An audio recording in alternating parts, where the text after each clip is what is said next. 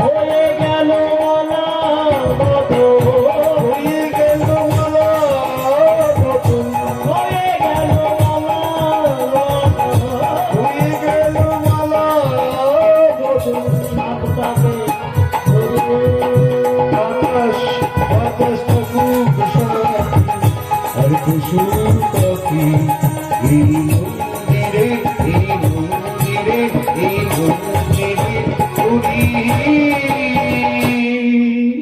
অনুরোধ করবো আমাদের লীলার বিষয়বস্তু শেষের পথে, তাই পরবর্তী সম্প্রদায়কে আপনার হরিবাসনে নিয়ে আসুন। ভক্তমন্ডলী, তাহলে কি হলো? মালা বদল হয়ে গেল, কিন্তু মালা তো বদল হলো, কান্নাকাটি শুরু হলো। কারণ ওকে চলে যেতে হবে শ্বশুর বাড়ি, ওর জন্য ও বসে বসে কাঁদছে। কি তাই তো? না, ও যাবে কেন, ওকে থাকবে। ভক্তমন্ডলী, মালা বদল হলো, বিবাহ হলো, কিন্তু কোনো হলুদ ধ্বনি হয়নি, সংকট ধ্বনিও হয়নি। আস্তে আস্তে আস্তে আস্তে আমি বলি গো, লগ্ন পেরিয়ে গেলে হলুদ মাটি আর কোনো কাজ নেই। কারণ মালা তো বদল হয়েছে, সেখানে তো কেউ ছিল না, আপনারা তো কেউ ছিলেন না। ছিলেন কি? ছিল তারা বলেছে।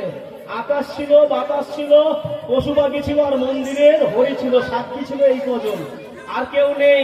ভক্তমন্ডলী, এমন ভাবে বিবাহ হলো, কিন্তু এবার বিবাহ হলে কি হবে? তাদের মনের মধ্যে সেই আনন্দ কিন্তু নেই। আনন্দটা থাকবে কি করে? কারণ সামর্থ্য এমনি সত্যবাদী, ও তো মিথ্যা কথা বলে না।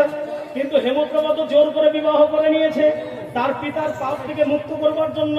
কিন্তু কি হলো? পরের দিন এবার এইভাবে হেমপ্রভা চলে গেল, বিয়ে ফিরে গেল। পরের দিন আবার প্রাতঃকে সমাধা করে তুলসীকে সেবা পূজা করে এবার স্বামীর কাছে, স্বামী গো, ও স্বামী, আমরা তো কালকের বিবাহ করেছি, কাল রাত্রিও কেটে গেছে, খাওয়া দাওয়া সব হয়ে গেছে, এবার চলো আমরা বিহারে যাব। বিহারে না, বিহারে গো, বিহারে, বিহারে জানো? ভালো হানিমুন যাবে না, জানে না? আমি বলেছি ওরে বিহারের কথা শুনেছে, ও গেছে কোনোদিন? হানিমুন, হানিমুন, চলো আমরা বেড়াতে যাবো, ঘুরতে যাবো। আচ্ছা, চুপ করো হিমপ্রভা, চুপ করো, যা বলবার বলেছো তুমি চুপ করো, আর বাড়াবাড়ি করো না। আমি রাতে বেলা ঘুমোতে পারছি না, তোমার পিতাকে আমি কথা দিয়েছি, আর তুমি আমাকে বিবাহ করছো, আমি তোমার মর্যাদা রাখবো কি করে, তোমার পিতার মর্যাদা আমি রাখবো কি করে? তুমি ফিরে যাও, বিহারে আমি যেতে পারবো না। কিন্তু বিহারে যে আমার যখন স্বাদ মনে জেগেছে, তোমাকে আমার সঙ্গে যেতেই হবে, যেতেই হবে। এবার হেমপ্রভা বায়না ধরেছে, কিন্তু বিহারে তো যাব, আমি তো হরি ছাড়া আর কিছুই জানি না। বলে হরি ছাড়া যখন তুমি কিচ্ছু জানো না, মুখে হরিনাম করবো। বিহারে যাব বলে বিজল বনে দেখে বধূ, বিহারে যাব বিজল বনে, তাই গৌরের মা আনন্দ হরি বলে আমার মনে। বিহারে যাব বিজল বনে, স্বামী দেখেছে বধূ আমার মনে।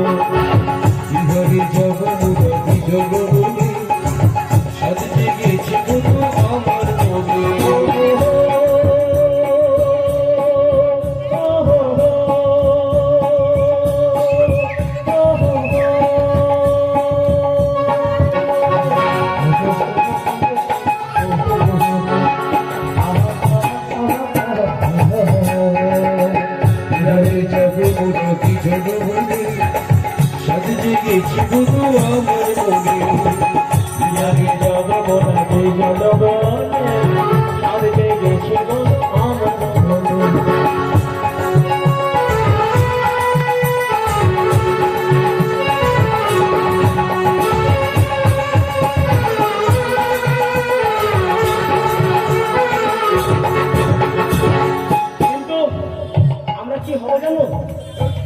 আমরা হব শক্তিশালী বলবো বুকে হরি হরি, আমরা হব সুখসারী বলবো বুকে হরি হরি, আমরা হব শক্তিশালী বলবো বুকে হরি হরি।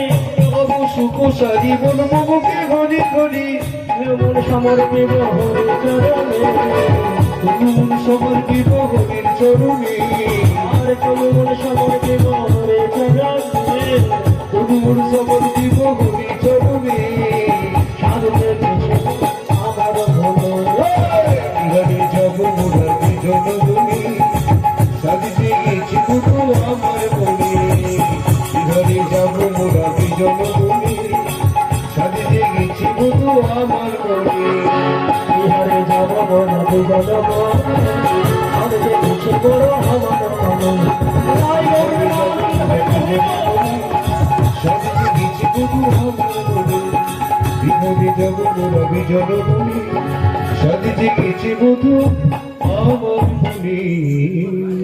স্বামী, স্বামী গো, পিছিয়ে পড়ছো কেন? এসো আমার সঙ্গে। হেমপ্রভা, তাহলে আমরা একটু ভগবানের নাম করি, এসো। বেশ, ঠিক আছে, তাই হোক, দুজনে মিলে শুরু করি। চলো আমরা ভগবানের নাম করতে করতে আমরা বিহার করি। এ হরি, এ হরে, এ হরে, এ হরে, এ হরে, এ হরে,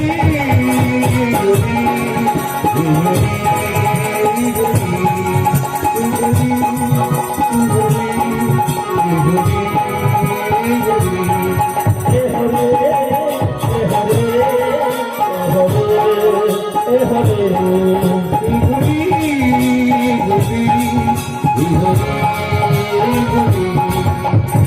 কৃষ্ণ গোবিন্দ হরে মুরারে, রাধে নারায়ণ প্রেম বাসুদেব।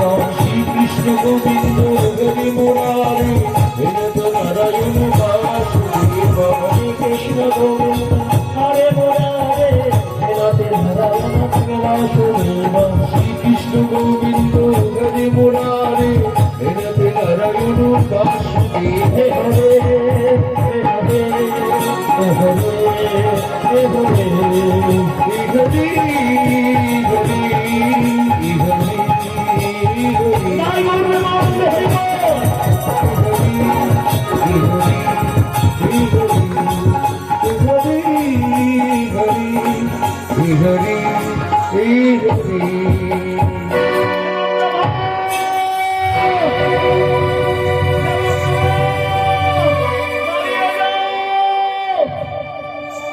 একই স্বামী, তুমি আমার মধ্যে পিছিয়ে পড়লে কেন? হেমপ্রভা, আমি মনে হয় আর যেতে পারবো না। কেন? কি হয়েছে তোমার? আমাকে আমাকে কাল সর্বদংশন করেছে। স্বামী, এ তুমি কি বলছো? হ্যাঁ হেমপ্রভা, আমার চারিদিক থেকে অন্ধকার নেমে আসছে। আমি যে আর বিহারে যেতে পারবো না। তুমি কেন আমাকে নিয়ে এলে? কেন তুমি আমাকে এই গভীর জঙ্গলে নিয়ে এলে? আমি আমি আর যেতে পারবো না। স্বামী, আমি আসছি। তাড়াতাড়ি করে এসে বলছি। স্বামী, কি হয়েছে তোমার? তোমার কি হয়েছে? এই দেখো, এই দেখো, আমাকে কাল স্বর্গে দংশন করেছে। না, এ হতে পারে না। আমার মাতা তাদের যা বললেন। স্বামী গো, আমি আছি, আমি তোমাকে রক্ষা করব, আমি তোমাকে প্রাণে বাঁচাবো। এ হতে পারে না। ভগবান, এ তুমি কি করলে? ভগবান, এ তুমি কি করলে? এবার আমি কি করব? এবার আমি কি করব? ভক্তমণ্ডলী, সঙ্গে সঙ্গে আজকের কালো সাপে যখন দংশন করেছে, চারিদিক থেকে অন্ধকার নেমে এলো, একদম অচৈতন্য হয়ে পড়ে গেল, দেহ থেকে প্রাণ চলে গেল। সঙ্গে সঙ্গে আছাড় খেয়ে পড়লেন হেমপ্রভা ওই সনত কুমারের চরণ তলে।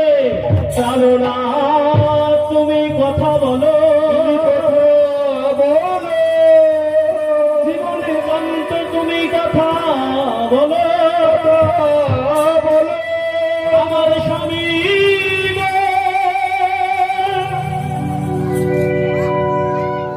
এবার কি হবে? আশা করে বলেছিল আমি তুলসীর সেবা করি, তুলসীকে পরীক্ষা করব, কিন্তু তার অকাল বৈধর্ম জীবন যাপন আসবে না বলেছে, কথা দিয়েছে মা, বলেছে মায়ের কথা মতো তুলসীর সেবা করেছে তুমি।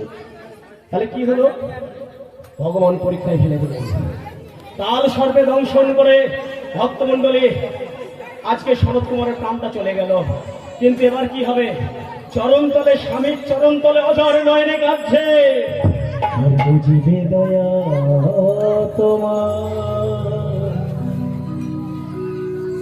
মোর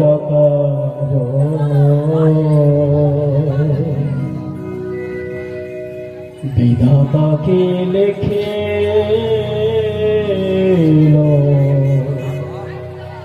বিধান মেধিরে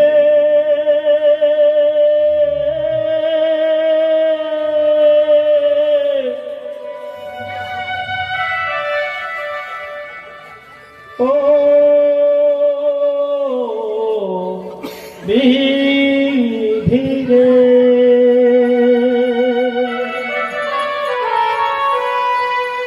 ভক্তমণ্ডলী, পরবর্তী শিল্পী এসে গেছে, মিলন দিতে হবে। তাই আজকের ভগবান পরীক্ষা করতে করতে এমনভাবে হেমপ্রভাকে পরীক্ষা করলো, করার পর তার নয়নের মানুষ সহ্য করতে না পেরে এবার ভগবান উপনীত হলো একটা 5 বৎসরের রাখাল দেশে।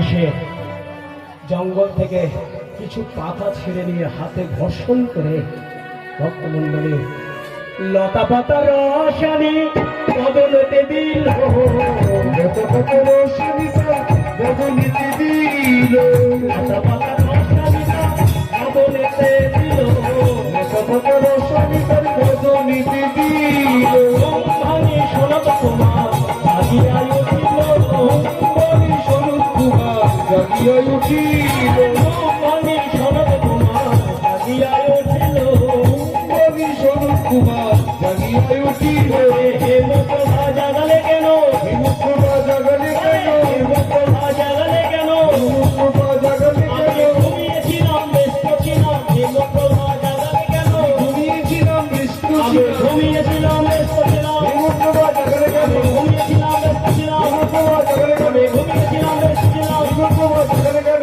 ঘুমিয়েছিলাম ব্যস্ত ছিলাম, হেমপ্রভা জাগলে কেন, হেমপ্রভা জাগালে কেন। হেমপ্রভা জাগলে কেন।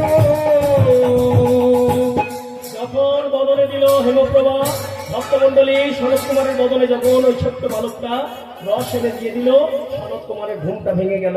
কিন্তু হেমপ্রভা বলে উঠলে যে কি ঘুমে ঘুমাচ্ছিল আমি জানি, তাই চলো আমার আর বিহারের প্রয়োজন নেই, আমি আর ঘুরতেও যাবো না, বেড়াতেও যাবো না কোনোদিন, আগে আমার পিতার কাছে চলো। গিয়ে দেখলো সমস্ত আয়োজন প্রায় শেষ, শুধু আমাদের জন্য অপেক্ষা করছে। তাই অভিষেক হলো, অভিষেক হওয়ার পরে শরৎ কুমারের হাত দুটোকে হস্ত বন্ধন হলো, বন্ধন হয়ে যাওয়ার পর এবার যুবক আসতে মাথা রেখে যখনই ভক্তমণ্ডলী বলি প্রদান করতে যাবে, এমন সময় ভগবান তার সুদর্শন চক্রকে ছেড়ে দিলেন। সেই সুদর্শন চক্র এসে স্বর্গটাকে ভেঙে টুকরো টুকরো করে দিলেন। সবাই, সমস্ত ভক্ত যারা উপস্থিত হয়েছিল তারা এই দর্শন থেকে সবাই এক বাক্যে সাধু সাধু বলে ভক্তমণ্ডলী মাথা ব্যথা করলো। সঙ্গে সঙ্গে ভগবান দৈন্য করলো যে আজ থেকে তোমার একমাত্র কন্যা হেমপ্রভা শরৎ কুমারের সঙ্গে তার বিবাহ হইল, আর তুমি তাকে জামাতা হিসাবে স্বীকৃতি দাও। সুদর্ণ রাজা সমস্ত কিছু মেনে নিয়ে আজকের জামাতাকে ঘরে তুললেন, আর ভগবানকে বললেন, একবার যখন দৈববাণী করে বললেন, ভগবান আমি কোনোদিন তোমার দর্শন পাই নাই, তাই একবার রাধারানীকে নিয়ে যুগলে দাঁড়াও, তোমার ওই যুগল রূপ দর্শন করতে করতে আজকে লীলা সংবরণ করবো। ভক্তমণ্ডলী আপনারা সবাই ভালো থাকুন, সুস্থ থাকুন, সুস্থ শরীরে সুস্থ মনে সারা জীবন এমনভাবে ভগবানের লীলা কীর্তন আস্বাদন করে আপনাদের এই সংসার জীবন থেকে ভগবানের শ্রীচরণে পৌঁছে যান। ভগবানের কাছে এমন মিনতি জানিয়ে আজকের এই অদম কীর্তনীয় আপনাদের থেকে বিদায় নিচ্ছে। পরবর্তী শিল্পী আপনাদের কাছে উপস্থিত হয়ে গেছেন, যার জন্য আপনারা অধিক আগ্রহে বসে আছেন।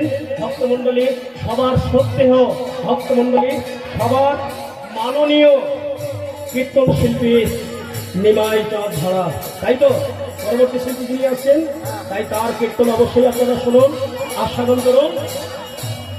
আজকের আপনাদের থেকে আমি বিদায় নিচ্ছি।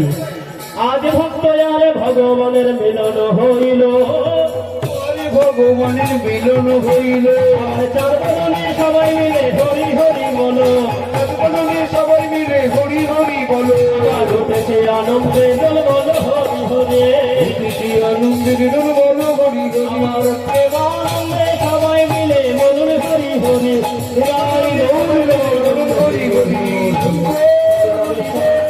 হরি বল